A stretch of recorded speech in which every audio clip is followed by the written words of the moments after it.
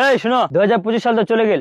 আমার যা কিছু করি সব ভুলে যাই, নতুন করে শুরু করি। আরে মোটাই খুব চাচিনু। আমার তো অনেক পাপ কাজ করে ফেলাই। আল্লাহ সবাই ভালো হয়ে যায়, ভদ্র হয়ে যায়।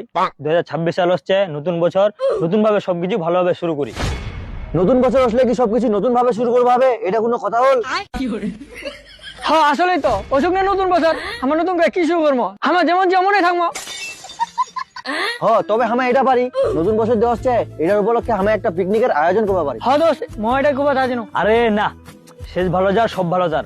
বছরের শেষ দিনটা আমার সুন্দরভাবে ভদ্রভাবে কাটামো। ঠিক কই, বছরের শেষ দিনত পিকনিক, নাচ গান, শিল্পী ভাড়া করে আনবো।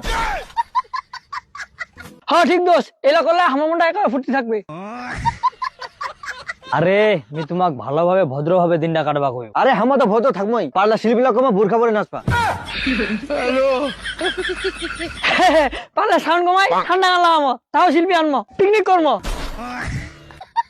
যেই লাও সেই কদু, বুঝাই লাভ নাই। এই বন্ধু, তোকে পিকনিকে থাকতে হবে। ওই যে সাংস্কৃতিক অনুষ্ঠান পিকনিক টিকনিক করবো, 1000 করে লাগবে, আমার সবাই দিছি, তোকে দিবা হবে। না আমি কেন দিম? কেন তুই পিকনিক আর অনুষ্ঠান থাকবো নি? না আমি থাকিমনি, মিলাত নাই।